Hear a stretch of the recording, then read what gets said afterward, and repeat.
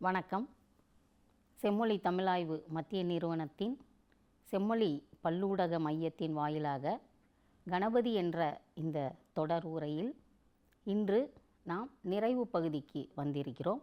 கணபதி பற்றிய பல்வேறு தரப்பிலான நம்முடைய வரலாற்று ஆய்வுகளை நாம் ஒவ்வொரு உரையிலும் தொடர்ச்சியாக பார்த்தோம்.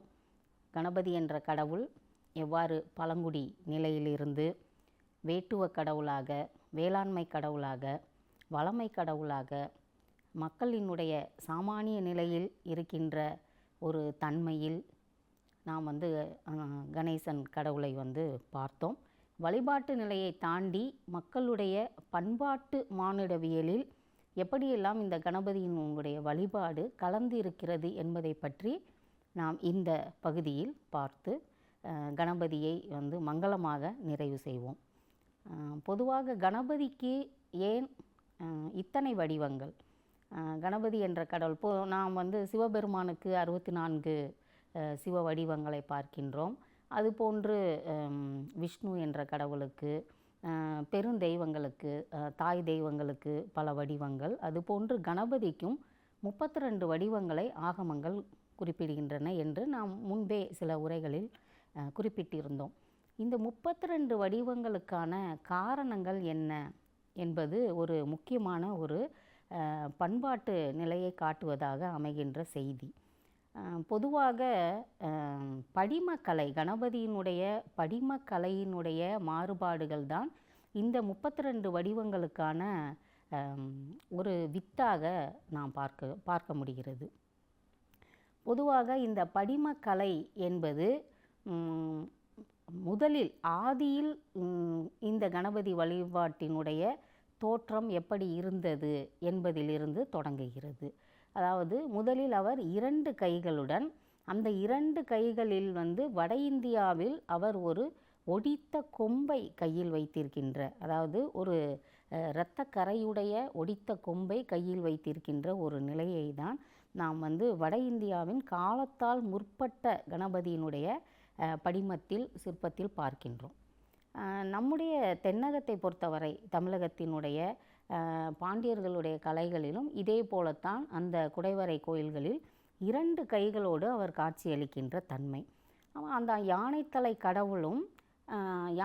கடவுள் மனித உடலை பெற்றிருப்பது போன்ற ஒரு உருவத்தை தான் அவருடைய முதல் படிமம் நமக்கு காட்டுகிறது. அதன் பின்பு அவரை ஒரு வேட்டுவ கடவுளாக காட்டுகின்ற தன்மையில், அந்த வேட்டுவ குடிகளினுடைய பதியாக, தலைவனாக, இறைவனாக காட்டுகின்ற தன்மையில் அவருக்கு இந்த கோடரியும், அதாவது அங்குசமும் பாசமும் என்ற 2 கருவிகள் அவருடைய கைகளில், பின் கைகளில் காட்டப்பட்ட நிலையை பார்க்கின்றோம். அதன் பின்பு இந்த முன் கைகளில் முன்பு இருந்தவாறே அவர் ஒடித்த கொம்பை கையில் வைத்திருக்கின்ற தன்மை. இது 2வது நிலையாக நாம் பார்க்கின்ற ஒன்று. இம்மாதிரியாக இந்த 2 கைகள் முதல் நிலை, 4 கைகள் காட்டப்படுவது 2ஆம் நிலை. அதாவது அந்த கடவுளினுடைய அடுத்த கட்ட ஒரு பரிணாமத்தினுடைய வளர்ச்சியை காட்டுவதாக அது அமைகிறது. அதன் பின்பு இந்த 4 கைகளில் அவர் அந்த பின்னிரு கைகளில் இதே பரசு அல்லது கோடரி அல்லது இந்த அங்குசம் என்ற இந்த யானை தொடர்பான வேட்டுவ கருவியை கையில் வைத்து கொண்டும், முன் கைகளில் ஒடித்த கொம்பு, இந்த இடது கையில் ஏதாவது ஒரு உணவுப் பொருள், அதாவது ஒரு பழமோ அல்லது இந்த மோதகமோ அல்லது இடையில் வைத்தவாறும் தொடையில் வைத்தவாறும் அவர் அமர்ந்திருக்கின்ற கோலத்தில் இம்மாதிரியான கை அமைதிகள் காட்டப்படும். முத்திரை என்று அதனை குறிப்பிடுவோம். இந்த கை அமைதிகளை கொண்டு கணபதி அமர்ந்திருப்பார். பொதுவாக கணபதியை பொறுத்தவரை நாம் இந்த பாதாதி கேசம் முதல் பாதம் வரையிலான இந்த வர்ணனையில் நாம் விநாயகர் அகவலில் ஔவையார் அருளிய அந்த பாடலை ஒரு முதலான ஒரு வர்ணனை என்று தான் சொல்ல வேண்டும். அவருடைய படிமக்கலையை உருவகிக்கின்ற ஒரு வர்ணனை பாடல் என்று தான் அதனை சொல்ல வேண்டும். அதாவது பூம்பாதத்தில் அவர் சிலம்பை அணிந்திருக்கின்ற ஒரு தன்மை, அவருடைய கால்களில் சிலம்பு அணிந்தவர். அதன் பின்பு அவர் பூந்துகில் ஆடை, அந்த ஆடை அரையாடை தான் அவருக்கு கொடுக்கப்படுவது வழக்கம். அதாவது ஒன்று பிற்கால சிற்பங்களில் அவருக்கு இந்த மடித்து கட்டிய வேட்டியை அரையாடையாக காட்டுவது, அதற்கு முன்பாக சிற்பங்களில் அவருக்கு வந்து அரையாடை என்று வீரர்களுக்கு உரிய அந்த உடைதான் காட்டப்பட்டிருக்கிறது. அதற்கு மேலே இடையில் வந்து ஒரு கச்சை, நாக கச்சை இருக்கிறது. மார்பில் வந்து யக்ஞோபவிதம் என்ற அந்த புனித நூல் இருக்கிறது. அதன் பின்பு அவருடைய திருக்கைகளில் என்னவெல்லாம் இருக்கின்றது என்பதை நாம் பார்த்தோம். இந்த கைகளினுடைய பன்முகத்தன்மையை கொண்டுதான் அவருடைய இந்த வடிவங்கள் மாறுபட்டு கொண்டே வரும். அதாவது 32 வடிவங்கள் அவர் என்னவெல்லாம் வந்து தன்னோடு வைத்திருக்கிறார், தன்னுடைய படிம அமைதியில் அவர் அடுத்த நிலைக்கு எவ்வாறு காட்டப்பட்டார் என்பதை பொதுவாக இந்த கைகளில் காட்டப்படுகின்ற கருவிகளோ அல்லது ஏதாவது ஒரு உணவுப் பொருளோ தான் நிர்ணயிக்கின்றது. இந்த வகையில் அவருக்கு தலை அலங்காரமாக காட்டப்படுவது முதலில் பூரிம மகுடம் என்பதுதான் கணபதியினுடைய தலை அலங்காரம். மகுடத்தில் வந்து நமக்கு வந்து கரண்ட மகுடம் இருக்கிறது. அதன் பின்பு கரண்ட மகுடம் பொதுவாக தாய் தெய்வத்திற்கு கொடுக்கப்படுவது.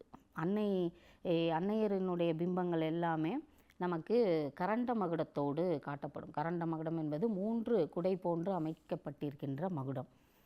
ஆனால் கணபதிக்கு காலத்தால் முந்தையதாக பூரிம மகுடம் என்பதுதான் அவருடைய தனித்துவமான ஒரு மகுடமாக இருக்கிறது. பூரிம மகுடம் காட்டப்படுவது, அதன் பின்பு அவர் கரண்ட மகுடமும் அந்த சிற்பங்களுக்கு காட்டப்பட்டு இருக்கிறது.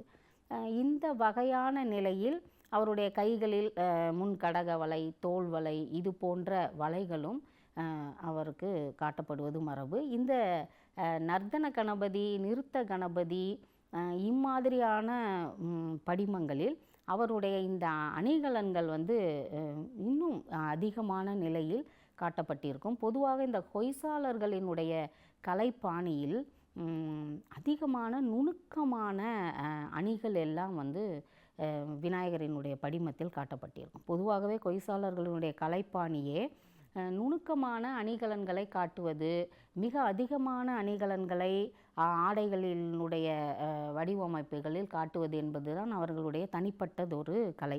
அந்த வகையில் கணபதியினுடைய உருவமும் அந்த வகையான சிற்பங்களில் மிக அதிகமான அணிகலன்களை கொண்டிருக்கும். பொதுவாக பாண்டிய நாட்டை பொறுத்தவரை அவர்களினுடைய அந்த சிற்பங்களில் வெகு இயல்பான நிலையில் ஒரு அமர்ந்த கோலத்தில் 2 கைகளுடன் அவர் வந்து காட்டப்பட்டிருப்பார். இந்த நிலையில் அவருக்கு பூரிம மகுடம் தான் காட்டப்பட்டிருக்கிறது. விரிந்த செவிகளை காட்டுவது ஒரு சிறப்பு. செவிகள் வந்து முரஞ்செவி என்று அதற்கு முரத்தை போன்று, ஏனென்றால் யானை தலை இல்லையா, அதனால் யானை போன்ற யானையினுடைய காதுகள் முரஞ்செவியராக அவர் வந்து காட்டப்படுகிறார். இதுதான் அவருடைய ஒட்டுமொத்த படிமத்தினுடைய ஒரு வர்ணனையாக நாம் பார்க்கின்றோம். இந்த வகையில் இவருடைய இந்த 32 வடிவங்களுக்கான காரணங்கள் இந்த படிம கூறுகளில் ஒவ்வொன்றாக வந்து இணைத்து கொண்டே சேர்த்து கொண்டே போவது. அதில்தான் அவர் வந்து முதலில் பாலகணபதியாக வழிபட்ட தன்மை. இந்த பாலகணபதியாக வழிபடுகின்ற தன்மையில்தான் 2 கைகள் காட்டப்பட்டிருக்கும். அவர் வந்து அமர்ந்த நிலையில் இருப்பார். அதன் பின்பு அவர் கைகளில் ஏதாவது ஒரு மோதகத்தையோ அல்லது ஒரு மாதுளையோ அவர் கையில் வைத்திருக்கின்ற தன்மை காட்டப்படும். இந்த மாதிரியான பாலகணபதி சிற்பங்கள் தான் பாண்டிய நாட்டு குடைவரைகளில் கிபி 8ஆம் நூற்றாண்டில் அமைக்கப்பட்டிருக்கின்றன. பொதுவாக எல்லா சிற்பங்களும் நம்முடைய பிள்ளையார்பட்டி ஆகட்டும், அரிட்டாப்பட்டி ஆகட்டும், குன்னக்குடி ஆகட்டும், குன்றத்தூர் குடைவரை ஆகட்டும், இது போன்ற எல்லா குடைவரைகளிலும் அவர் இந்த பாலகணபதியினுடைய படிம தன்மையில் தான் அமர்ந்திருக்கிறார். அதிலும் குறிப்பாக இந்த அரிட்டாப்பட்டி பிள்ளையார் சிற்பம் வந்து அப்படியே ஒரு குழந்தை அமர்ந்திருப்பது போன்றே இருக்கும். நாம் வந்து அதனை அள்ளி அணைத்து தூக்கி கொண்டு வீட்டுக்கு சென்று விடுவது போன்ற உணர்வையே அந்த பிள்ளையார் சிற்பம் நமக்கு ஏற்படுத்தும். அது போன்ற ஒரு தத்ரூபமான கலைப்பாணியாக அது விளங்கி வருகிறது. இன்று வரை அந்த சிற்பம் வந்து அதனுடைய எழில் கொஞ்சமும் குறையாமல் இருப்பது தான் அதனுடைய சிறப்பு. அந்த வகையில் இந்த பாலகணபதி என்பது பொதுவாக தென் தமிழகத்தில், குறிப்பாக பாண்டிய நாட்டில் வந்து சிறந்ததொரு படிமத்தில் இருந்ததாக நாம் பார்க்கின்றோம். அதன் பின்பு முக்கியமான இந்த 32 வடிவங்களில் முக்கியமாக அவரை காட்டக்கூடியது வீரகணபதி என்பது. வீரகணபதி என்பது அவருக்கு 16 கைகள் காட்டப்பட்டு இருக்கும். 16 கைகளில் அவர் ஆயுதம் தாங்கிய நிலையில் நின்ற நிலையில் இருப்பார்.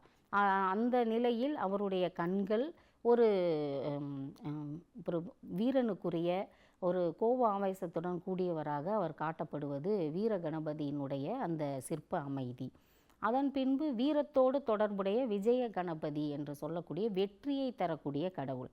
இந்த வெற்றியை தரக்கூடியவர், அதாவது எந்த ஒரு செயலிலும் வெற்றியை நோக்கி தான் நாம் செயல்படுவோம். அந்த வெற்றிக்கு முழு முதல் காரணமாக இருக்கக்கூடிய மூலக்கடவுளாக நாம் கணபதியை வழிபடுவது தான் கணபதியினுடைய வழிபாட்டு வரலாற்றில் முக்கியத்துவம். அந்த வகையில் விஜய கணபதி என்பவர் வெற்றியை தரக்கூடியவராக, அவரும் கைகளில் ஆயுதம் தாங்கி நின்ற நிலை கோலத்துடன் காட்சியளிப்பவர். இந்த மாதிரி வீர கணபதி விஜய கணபதி கோலங்களில் அவருக்கு பட்டாடை காட்டப்படுவது ஒரு மரபு. இந்த வீர கணபதி என்பது வீரனாக நிற்கும் நிலையில் அவருக்கு அரையாடை, வீரனுக்குரிய அரையாடை காட்டப்பட்டிருக்கும். விஜய கணபதி கோலத்தில் அவருக்கு பட்டாடை காட்டப்படுவது ஒரு மரபு. ஏனென்றால் வெற்றியை தந்தவர், வெற்றிக்கு பின்னர் அவரை வழிபடுகின்ற தன்மையில் இம்மாதிரியான திருக்கோலம் அவருக்கு காட்டப்படும். அதன் பின்பு நமக்கு சித்தி புத்தி கணபதி என்பது இந்தியா முழுவதிலும் மிகவும் புகழ்பெற்ற ஒரு கணபதி வழிபாட்டில் முக்கியத்துவம் வாய்ந்தது சித்தி புத்தி. அது சித்தி விநாயகர் என்பதே நம்முடைய தமிழகத்தின் பெரும்பாலான விநாயகர் கோயில்களுக்கு சித்தி விநாயகர் என்றே பெயர். இந்த சித்தி புத்தி என்பதை புராண மரபின்படி அது லக்ஷ்மியின் 2 புதல்விகளாக கருதப்பட்டு அவர்கள் இருவரையும் அவர் தொடையில் அமர்த்தி கொண்டு அமர்ந்திருக்கின்ற கோலம் இது சித்தி புத்தி கணபதி என்று அழைக்கப்படுகிறது. இவையெல்லாம் நாம் ஆகமத்தின் சிற்ப ஆகமத்தில் குறிப்பிடுகின்ற அந்த ஸ்லோகத்தின் மூலமாக நாம் அறிந்து கொண்டது.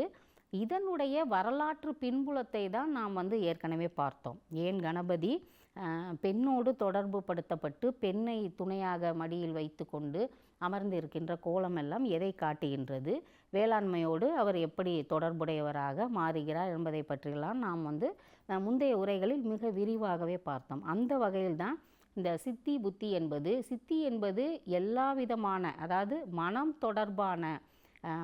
தொடர்பான எல்லா விதமான எண்ணங்களுக்கும் செயல்பாடுகளுக்குமானது. புத்தி என்பது நாம்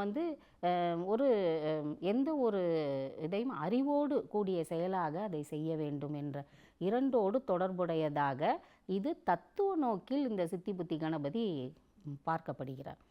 உண்மையில் ஆதியில் அந்த பழங்கால வரலாற்றில், கணபதியினுடைய வரலாற்றில் பெண்ணோடு அவர் தொடர்பு படுத்தப்படுவது வளமைக்கான ஒரு பேற்றிற்காகத்தான். பெண்ணை அவரோடு இணைத்து உச்சிஷ்ட கணபதி என்ற ஒரு முழுமையான கணபதியினுடைய வரலாற்றை நாம் பார்த்தோம். அந்த கணபதியினுடைய வரலாறு என்பது ஒரு தாந்திரீக மரபில், தாந்திரீக சடங்குகளில் முக்கியமான ஒரு வழிபாட்டு கடவுளாக கணபதி என்ற கடவுள் இருந்த தன்மையை தான் உச்சிஷ்ட கணபதியினுடைய சிற்பம் நமக்கு காட்டியது. அதை பற்றி நாம் விரிவாகவே பார்த்து விட்டோம். அதன் பின்பு மகா கணபதியினுடைய தோற்றம் எப்படி இருக்கிறது, இது பல கீர்த்தனைகளில், தெலுங்கு கீர்த்தனைகளில் இந்த மகா கணபதி என்ற கீர்த்தனை மிகவும் புகழ்பெற்ற ஒன்று. பொதுவாக மகா கணபதி எல்லா விதமான நிலைகளில் அவர் அமர்ந்த நிலையில் காட்டப்படுவது மரபு. எந்த ஒரு தொடக்க நிலையிலும் மகா கணபதியை வழிபடுவது என்பது முக்கியத்துவம் வாய்ந்தது. அதாவது திருமணங்களிலோ அல்லது ஏதாவது ஒரு நிறுவனத்தின் தொடக்கத்திலோ அல்லது பள்ளிகளிலோ இது போன்ற எந்த ஒரு நிலையிலும் மகா கணபதியை வழிபடுவது என்பது பொதுவான மரபு. ஏனென்றால் இந்த வீரம், விஜயம் இந்த மாதிரியான படிமங்களை தாண்டி மகா கணபதி ஒரு பொதுவான பண்பாட்டு கூறினை கொண்ட படிமமாக இருப்பதால் மகா கணபதியை வழிபடுதல் என்பது எல்லா நிகழ்வுகளிலும் மக்கள் செய்கின்ற ஒரு பெரு வழக்கு இங்கு இருக்கிறது. அதன் பின்பு ஹேரம்ப கணபதி என்ற வடிவம். ஹேரம்ப கணபதி 16 கைகள் கொண்டவர். இந்த 16 கைகளிலும் அவர் ஆயுதம் தாங்கி சிங்கத்தை வாகனமாக கொண்டவராக அவர் இருக்கிறார். சிங்கத்தின் மீது அமர்ந்த நிலையில் 16 கைகளுடன் காட்டப்படுகிறார். பொதுவாக இந்த ஹேரம்ப கணபதி கோபுரங்களில் சுதை சிற்பங்களாக காட்டப்படுவது மரபு. ஏனென்றால் பொதுவாக கணபதியினுடைய வழிபாடுகள் சந்தியிலும் சதுக்கத்திலும் வைக்கப்படுவது ஒரு மரபு. ஏனென்றால் இவர் ஒரு தண்டிக்கின்ற கடவுள், வினைகளை கொடுக்கக்கூடிய கடவுள், இடர்பாடுகளை கொடுக்கின்ற கடவுள் என்பது தான் முதல் நிலை. அதாவது ஆதி நிலையில் ஒரு கணபதியை வழிபடுபவர்களுக்கு அல்லது கணபதி பீடிக்கப்பட்ட ஒரு மாணவனுக்கு என்னவெல்லாம் குளறுபடிகள் உண்டாகும் மனதளவில் என்பதை பற்றி உலகாயுதம் என்ற நூலில் தேவி பிரசாத் சட்டோபாத்யாய் என்ற அறிஞர் தெளிவாக விளக்குகிறார். இது இந்த இந்த நிலையானது ஏன் கணபதியை இவையெல்லாம் இந்த பீடிக்கப்பட்ட, அதாவது அந்த மாணவனுக்கு, ஒரு கணபதி என்ற கடவுள் பீடிக்கப்பட்ட ஒரு மாணவனுக்கு மறதி உண்டாகும், அவனுடைய மனநிலையில் குழப்பம் உண்டாகும், அவன் கல்வி அறிவில் குறைந்தவனாக இருப்பான், இது போன்ற தன்மைகள் எல்லாம் வெளிப்படும் என்பதாக பழங்கால நம்பிக்கை இருந்திருக்கிறது. அதனை அவர் அந்த நூலில் அதை விவரிக்கிறார். ஆக இந்த நிலை மாற வேண்டுமென்றால் மீண்டும் அந்த கடவுளையே நாம் இந்த மாதிரியாக சித்தி புத்திக்காக தோப்பு கர்ணம் போட்டு 2 பக்கமும் கொட்டி கொண்டு இம்மாதிரியாக அந்த மூளையை ஆக்டிவேட் என்று சொல்வோம் இல்லையா, அதை செயல்படுத்தக்கூடிய தன்மையாக நாம் அதனை இம்மாதிரியான செயல்கள். பொதுவாக வேறு எந்த கடவுளுக்கும் இந்த தோப்பு கரணம் இடுதல் என்ற ஒரு வழிபாடு இல்லை. இது விநாயகருக்கு மட்டுமே தனித்துவமானது. காரணம் என்னவென்றால், பழங்குடித்தன்மையில் பழங்குடி மக்களிடையே கணபதி என்ற கடவுளினுடைய நிலை முதலில் அப்படிதான் இருந்தது. ஆதலால் தான் கணபதியை வழிபடும் பொழுது இந்த இடர்பாடுகள் எல்லாம் நீங்கும் என்ற நம்பிக்கையில் இது தொடங்குகிறது. அந்த வகையில் இந்த ஹேரம்ப கணபதி ஒரு பயமுறுத்துகின்ற தன்மையில் கோபுரங்களில் வைக்கப்படுவது ஒரு மரபாக இருந்திருக்கிறது. அவருடைய தோற்றமும் அப்படிதான் இருக்கும். ஹேரம்ப கணபதியினுடைய தோற்றமும் அப்படிதான். சிங்க வாகனத்தில் இருக்கும் பொழுதே நமக்கு தெரியும், அது ஒரு போர்க்குணம் கொண்டவராக, எதிரிகளை எதிர்க்கக்கூடிய வல்லமை உடையவராகவும் அவர் அமர்ந்திருக்கின்ற கோலம் நமக்கு தெரிகிறது. இந்த கணபதியினுடைய வடிவத்தில் தான் நமக்கு எல்லா விதமான ஆயுதங்களும், அதாவது சங்கு, சக்கரம், வாள், கேடயம், கத்தி, தண்டாயுதம், இது போன்ற எல்லா விதமான கருவிகளும் அவருடைய கைகளில் காட்டப்பட்டிருக்கிறது. அப்போ ஒரு முழுமையான பயத்தை போக்கக்கூடிய, அதே நேரத்தில் எதிரிகளுக்கு பயத்தை கொடுக்கக்கூடிய தன்மையில் ஹேரம்ப கணபதி வடிவமைக்கப்பட்டிருக்கிறார் என்பது நமக்கு புரிகிறது. அதன் பின்பு இந்த தருண கணபதி என்று ஒரு கணபதியை குறிப்பிடுகிறார்கள். பொதுவாக நம்முடைய தமிழகத்தில் நான் இப்போ இதுவரை பார்த்த ஹேரம்ப கணபதி, உச்சிஷ்ட கணபதி, பால கணபதி, வீர கணபதி, இந்த கணபதிகள், நிறுத்த கணபதி, இந்த கணபதிகளினுடைய வடிவங்கள் எல்லாம் நம்முடைய பாண்டியர் கால, சோழர் கால, விஜயநகர நாயக்கர் கால சிற்பங்களில் நமக்கு படிமங்களாக இருக்கின்றன. அதனால் தான் நம்முடைய அந்த கணபதியின் உருவங்களினுடைய படிமக்கலையை நாம் அறிந்து கொள்ள முடிகிறது. பொதுவாக இந்த தருண கணபதி என்பது மிகவும் அரிதான ஒன்று. அது அவருடைய ஒரு இளமையான ஒரு இளைஞனுடைய தோற்றத்தை கொண்டது என்பதாக ஆகமம் குறிப்பிடுகிறது. ஒரு ஒரு டீனேஜ் என்ற நிலையில் அதை வைத்துக்கொள்வோம். அந்த வகையில் இந்த தருண கணபதி என்ற கணபதியின் சிற்பம் வணங்கப்பட்டு வருகிறது. பொதுவாக இளமை, வீரம் என்பது ஆற்றலுக்கு முக்கியத்துவம் வாய்ந்தது, செயல்பாட்டிற்கு முக்கியத்துவம் வாய்ந்தது, இந்த 2 நிலையும். அதனால் இந்த தருண கணபதி என்பது செயல்களுக்கு ஒரு வீரியமிக்க தன்மை கடவுளாக அவர் வழிபடப்படுவது வட இந்தியாவில் மிக சிறப்பாக இருக்கிறது. அதன் பின்பு நாம் ஏற்கனவே பார்த்த மாதிரி சக்தி கணபதி, சித்தி புத்தியை மடியில் அமர்த்திய அந்த கோலமும் சரி, சக்தி கணபதியும் சரி, வல்லப கணபதியும் சரி, பெண் வழிபாட்டோடு தொடர்புடையவராக கணபதி காட்டப்படுகின்ற ஒரு நிலை. இதில் சக்தி கணபதி என்பது இடையில் பெண்ணை அமர்த்திய ஒரு கோலம்தான். வல்லப கணபதியும் வல்லபை என்ற தேவியை தொடையில் அமர்த்தி கொண்டு அவர் கையில் மலரை பிடித்து கொண்டு அமர்ந்திருக்கின்ற ஒரு கோலத்தை தான் நம் வல்லப கணபதி என்றும் பார்க்கின்றோம். பொதுவாக இந்த 3 சித்தி புத்தி, உச்சிஷ்ட கணபதி, வல்லப கணபதி, சக்தி கணபதி, இவை எல்லாமே ஒரே ஒரு மூலத்திலிருந்து பல்வேறு வகையான பண்பாட்டு கூறுகளோடு தனித்த ஒரு படிமக்கலையை பெற்றவை தான். அந்த வகையில் தான் நாம் அதனை பார்க்க வேண்டும். அதன் பின்பு நாம் இந்த நிறுத்த கணபதி, நர்த்தன கணபதி, நடன கணபதி, இவையெல்லாம் ஆடற் கோலத்தோடு விநாயகரை தொடர்பு படுத்துகின்ற தன்மை. பொதுவாக இந்த ஆடற்கோலம் காட்டப்படுகின்ற நிலை வந்து ஒரு பிரபஞ்சத்தினுடைய தோற்ற இயக்கத்தையும் அந்த தோற்ற ஒடுக்கத்தையும் காட்டுகின்ற ஒரு தத்துவ மரபில்தான் பெருங்கடவுளர்கள் ஆடுகின்ற தன்மையாக சமயங்கள் முன்னிறுத்துகின்றன. அந்த வகையில்தான் சைவ சமயத்தின் பெருங்கடவுளான சிவபெருமானும் சிவபெருமானினுடைய ஆடல் கோலமும் ஒரு மிகுந்த புகழ் பெற்றதாகவும் சைவ சித்தாந்தம் என்ற ஒரு மிகப்பெரிய தத்துவ மரபை முன்னிறுத்துவதாகவும் அது அமைந்தது. அந்த வகையில் இந்த கணாபத்தியம் என்ற கணபதியை முதன்மையாக கொண்ட கடவுளுக்கான தத்துவம் ஒரு பிரபஞ்சத்தினுடைய அண்ட சராசரங்களினுடைய இயக்கங்களோடு தொடர்பு படுத்தப்படுவதாக வந்து இந்த ஆடல் கோலம் விநாயகருக்கும் காட்டப்படுகிறது. ஏனென்றால் ஆடல் என்றாலே இயக்கம், சுழற்சி, மீண்டும் மீண்டும் உயிர்களின் பிறப்பு, தோற்ற ஒடுக்கம் இவற்றை காட்டுவதனுடைய ஒரு குறியீடு தான் ஆடல்.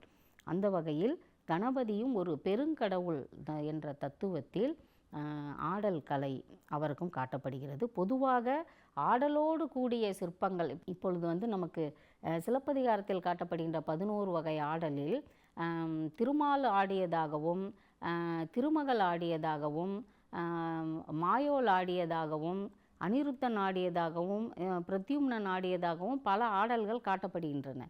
ஆனால் இந்த கோலங்கள் எல்லாம் சிற்பத்தில் இருக்கின்றனவா என்றால் அவை மிக அரிதாகவே இருக்கின்றன.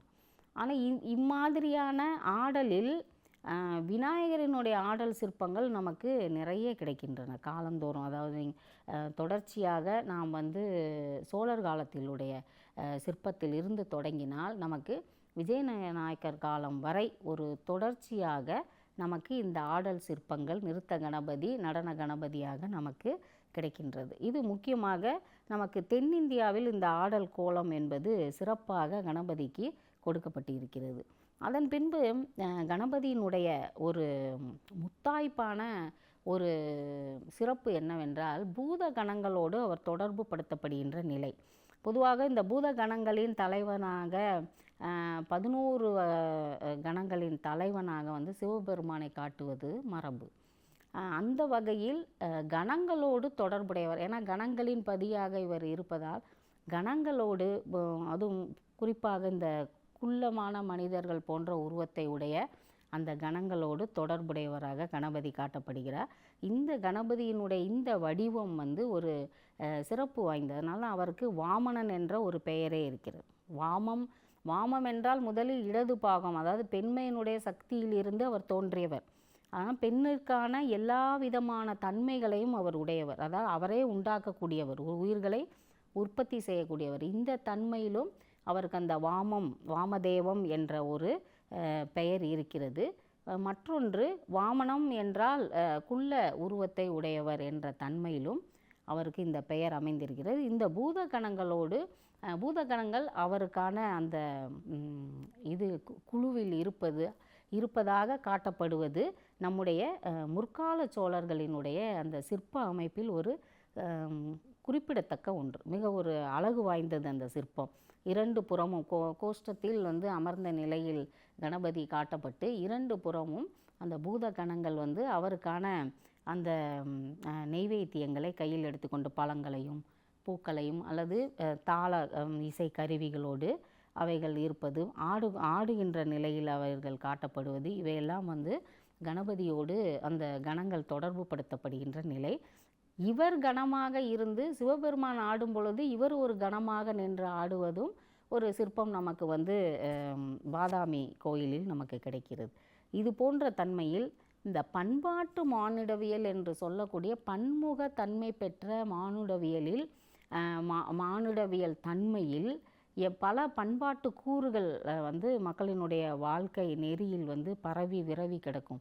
இவை எல்லாவற்றிலும் கணபதியினுடைய வழிபாட்டினை புகுத்துவதற்காக உருவாக்கப்பட்டவை தான் இந்த 32 வடிவங்கள். இந்த 32 வடிவங்களையும் தாண்டி பல்வேறு வடிவங்கள் சாமானிய மக்களிடையும் அவர்கள் நாம் வந்து இந்த பிடித்த பிடியில் பிள்ளையாரை உண்டாக்குதல் என்று சொல்வோம். அவர்கள் என்ன பொருளிலெல்லாம் அவரை உருவாக்க வேண்டும் என்று நினைக்கிறார்களோ அதில் எல்லாவற்றிலும் உருவாக்குவார்கள். இந்த நிலைதான் பண்பாட்டு கூறுகளில் கணபதியினுடைய வழிபாடு பரவி இருந்த தன்மையை நாம் பார்க்க முடிகிறது. இது வந்து கணபதியினுடைய ஒரு மிகப்பெரிய பன்முக வரலாற்று தன்மையில் ஒரு சிறிய ஒரு கூறாக நாம் இதுவரை இந்த தொடர் உரையில் பார்த்தோம். மீண்டும் அடுத்த உரையில் சந்திப்போம். வணக்கம்.